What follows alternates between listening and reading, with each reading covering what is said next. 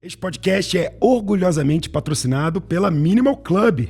Dá uma sacada aqui, ó. Ela tá aqui, ó, e tá aqui também. Eu sempre faço podcasts com a blusa. E se você quiser saber mais, aqui na descrição tem um link para você comprar com 15% de desconto. Também tá aparecendo o QR Code na tela. Então não dá tempo mole não, já entra no site, reserva a sua, fica de minimal, igual a gente. Social. Agora, Sônia, voltando aqui um pouquinho para sua vida, né? Sua vida profissional, sua vida pessoal. Você fez uma transição, né? Bastante interessante, que você contou para nós aqui. Como é que você se vê nos próximos anos? Você acha que você vai fazer novas transições? Nossa, que pergunta boa, né?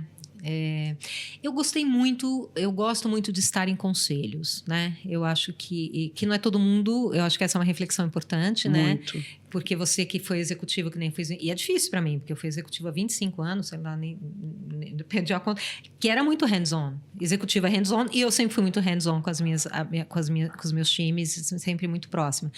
E estar em conselhos é uma outra lógica. Então, eu gosto muito desse ambiente de poder lidar com diferentes empresas, poder dar sugestões, olhar mais estrategicamente. Então, eu me vejo ainda atuando em conselhos por um bom tempo, né? E em comitês também. Agora, tenho gostado muito do mundo literário, assim, né? Publiquei 2 livros, tenho gostado muito da experiência de colocar uma ideia numa obra. Estou lançando o audiobook do Sobrevivi agora, né? Essa semana, inclusive. Porque quis levar o conteúdo do livro para pessoas cegas e de baixa visão. Então, o mundo literário te abre essas questões, né? Eu refleti assim, o segundo livro é sobre luto, né? Eu falei assim, mas as pessoas cegas e de baixa visão não vão ter acesso ao conteúdo diretamente. Alguém pode ler para elas, mas cadê a autonomia delas para poderem olhar, né? Faz um briefing do livro para nossa audiência que não teve acesso ou não conhece. Eu lancei em março desse ano o hashtag Sobrevivi, o que li, aprendi e vivi no meu luto. Eu passo por um luto muito profundo de março do ano passado, do meu ex-marido, e é interessante quando eu falo isso, as pessoas falam, mas é ex-marido? Na verdade, meu companheiro por 30 anos, né? Tenho 57, 30 foram com ele, estavam separados há 2, digo que é meu companheiro de alma. Então, passo por esse luto, que foi uma partida repentina, né? Uma dor dilacerante, e começo a ler. Começo a ler um livro, começo a ler outro livro, começo a ler outro livro, e um me leva para o outro me leva para um. Eu li 24 livros em 8 meses, todos sobre luto. E, numa interação com a minha editora, eu percebi que eu poderia organizar esse conteúdo numa obra que eu queria lançar quando fizesse 1 ano da partida dele, então uma homenagem a ele, a mim, a nós, mas também compartilhar com as pessoas. E aí eu dividi, então, essas 24 obras em 6 categorias, né? Ciência, psicológicos, espíritas, autoajuda, diários, e sempre esqueço um, mas eu já coloco aqui, 6 categorias. E é isso, o livro são mensagens, eu pego os principais trechos desses livros e organizados nessas categorias.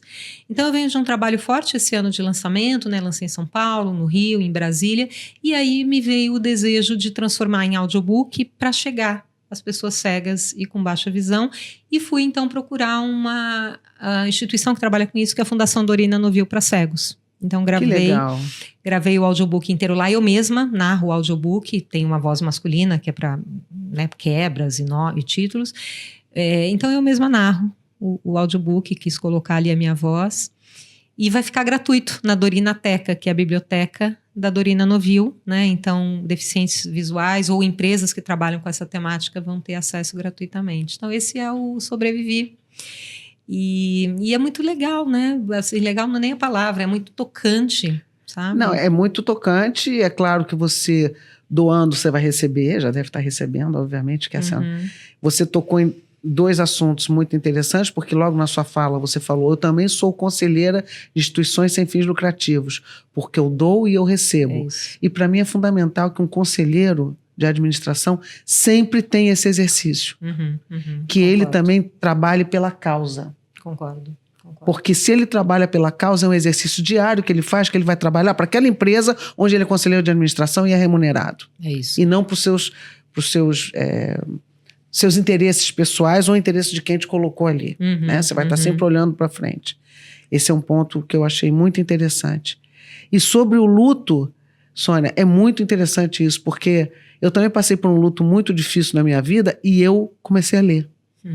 E isso me dava um conforto. Eu ficava procurando coisas sobre isso, como é que passa por esse processo, como é que cresce, como é que não faz. Escrevia um diário.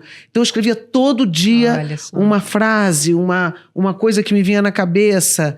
Isso me ajudou muito. Então o diário e a leitura dos livros foram assim bastante importantes. Então eu entendo exatamente o que você está falando. E sabe, Cris, tem uma coisa de falar sobre luto, porque é difícil falar sobre luto, porque dói, porque você não sabe, se eu falo a pessoa vai ficar mais triste. Tem muito isso. Toco no nome, não toco no nome. Então eu tenho dado muita entrevista, eu tenho já vi falado algumas, muito, para tentar dizer assim, fale, deixa a pessoa falar, vai lá, abraça, fala, conta a sua experiência com a pessoa que partiu, para a gente tentar tornar essa temática um pouco mais normal, entre aspas, né? Porque é muito difícil, a gente não foi educado para a morte.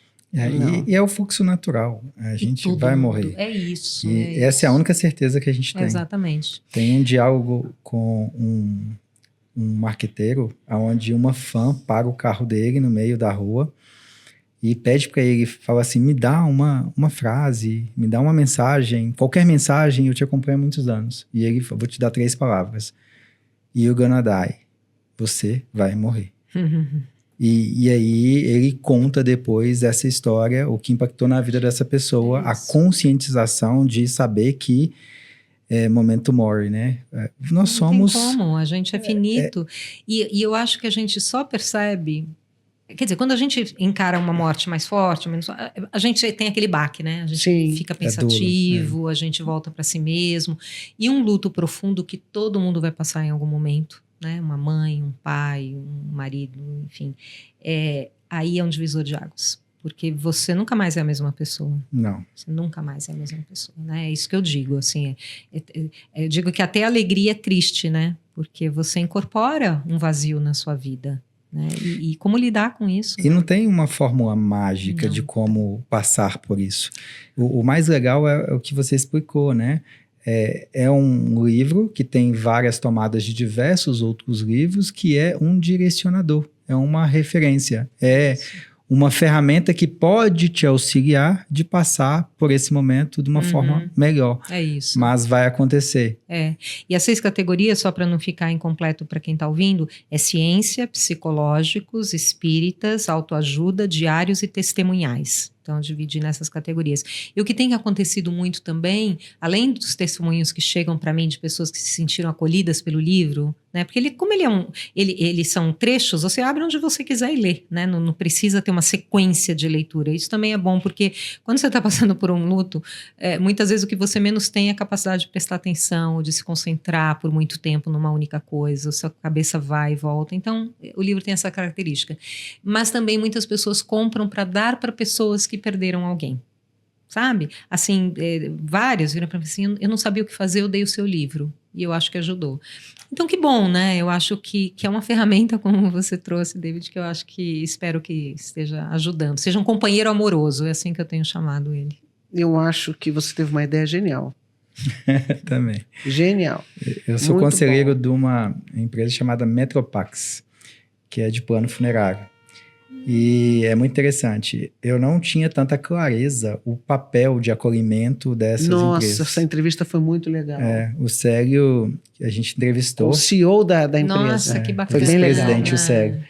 E estando com eles ali e ouvindo as histórias no dia a dia do acolhimento da família, da forma, do como, porque quando acontece, as pessoas não sabem como lidar. Exato. O que eu faço agora? É isso, né? O que eu preciso fazer? No momento mais vulnerável, você não sabe. A gente não olha para isso. E é muito interessante porque o jovem, ele acredita que ele é imortal. A criança, o adolescente, o jovem, ele vive uma vida como se isso nunca fosse acontecer. Exato. E ele não vive, não tem essa experiência. São raras as exceções que ele tem isso. Depois de uma certa idade, que acontece o primeiro luto na sua família, ou você vê alguma situação, é que você começa a parar para pensar sobre isso. E eu perdi a minha mãe, né, há 3 anos atrás. Quando você trouxe, falou, você não é a mesma pessoa, é antes, e é exatamente isso. Você enxerga um mundo diferente, você tem uma outra leitura sobre várias perspectivas, muitas reflexões de como o que você poderia fazer diferente para adiar, para mudar. E tem tantos elementos reflexivos que você não controla. Exato. E essa é a variável da vida. A gente não controla o que pode vir a nos trazer essa dor tão profunda. A gente não está nesse controle, né? E aí tem uma dimensão importante também que eu atuei com uma empresa, com a CBA, que é falar sobre luto para gestores, né? Porque quando você tem um luto de uma pessoa da sua equipe, toda a equipe é afetada, né? Como lidar com ou o próprio ou um funcionário que tenha morrido ou um familiar de um funcionário, né? Então isso é uma dimensão do mundo corporativo que é pouco falada. Porque tá bom, você tem lá a sua assistência legal, X dias que você fica em casa, etc. Mas não é disso que a gente está falando. Não é a parte burocrática, não é né? disso. A parte social. É o gestor estar preparado. Os gestores acolher. muitos gestores levaram uma pernada com a Covid, né? Exato. Porque a Covid ela devastava, pode não devastar os funcionários da empresa, mas os familiares, Sim. Dezenas de funcionários de uma determinada empresa sofreram alguma coisa. Exatamente, Então eu acho que essa é uma dimensão importante, sabe? Eu fiz palestras ali para gestores e você vê o quanto, primeiro, eles vivem revivem os seus lutos, como você fez aqui, isso é importante, né? E aí, como me capacito melhor para lidar, para acolher um funcionário que volta depois de perder uma mãe ou de perder um pai? Como é que a minha equipe recebe esses funcionários de volta?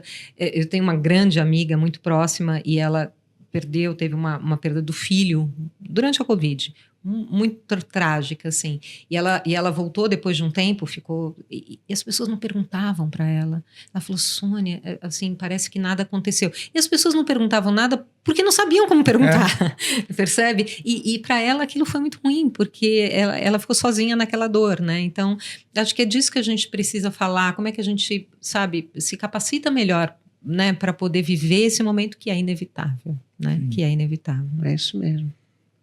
Muito bem. Sônia, conta pra gente qual tem sido ou foi aquele aprendizado que mudou a sua vida. Você falou, isso aqui foi um turning point e hoje eu sou muito grata por ter aprendido. Olha, é difícil um só, né? Mas eu acho que eu diria que o reconhecimento da ONU, do Pacto Global, como pioneira, foi muito forte para mim, porque foi o primeiro ano da iniciativa, eram 10 pessoas no mundo. Eu fui a primeira mulher brasileira, tiveram 2 brasileiros, eu fui a primeira mulher, teve um homem que foi o Ulisses Sabará.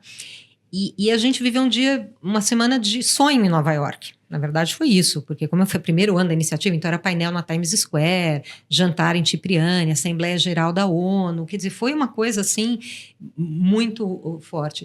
E foi interessante, que faz parte desse momento, a gente ia fazer uma foto com o Ban Ki-moon, que era o secretário-geral da ONU naquele momento. Então estávamos esperando o Ban Ki-moon chegar, nós 10, né? Nós 10 do mundo ali, e eles tinham preparado tudo, você fica em pé aqui, você fica aqui, e ele ia ficar do meu lado. Então, se vocês não se mexam, ele vai chegar...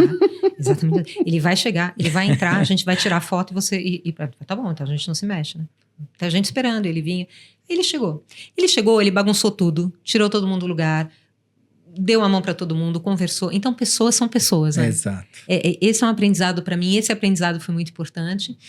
E depois, né, quando eu até escrevi uma crônica sobre isso, na véspera de vir embora, porque a gente tinha um painel randômico na Times Square, os 10 pioneiros, né? Então eu passava ali e me via, né? Rodando assim, ali em cima da Reuters, era o meu painel. Ficava olhando, falava assim, né? O que é isso? Do que se trata, né? Você tá aqui e o que eu faço quando eu volto com isso? Né? Não é sobre ego, é sobre entrega, né? Se eu recebi, como é que eu entrego? E escrevi uma crônica na véspera de voltar para o Brasil, eu estava sentada lá na Times Square e olhando, né? Porque eu ia vir embora, não ia mais poder olhar. E eu encerro a crônica dizendo isso. Eu estava sentada na Times Square olhando para a caricatura, né? Para minha caricatura, porque foi uma caricatura, não era foto, na cidade que nunca dorme. E que bom que ela era lá pro céu, ela era no alto, porque essa é a postura que a gente tem que ter quando a gente passa por um momento desse, que é olhar para o céu e agradecer, né? Então, acho que isso para mim foi muito forte, sabe? De eu ter visto a minha carreira reconhecida dessa forma, com este impacto, né, para mim. E E acho que isso me define bastante. E aí, curtiu esse corte? Então tá na hora de você compartilhar também o seu amor com a gente, né? Dá a curtida, aquele comentário, mas principalmente não deixa de se inscrever aqui para acompanhar todos os próximos cortes. A gente não vai parar de fazer conteúdo não, mas eu vou parar 3 segundos para esperar você comentar ou assinar a gente. Beleza? Tô te esperando no próximo. Big Deals Experts, o podcast do Investidores VC que reúne especialistas do mercado e insights para impulsionar startups.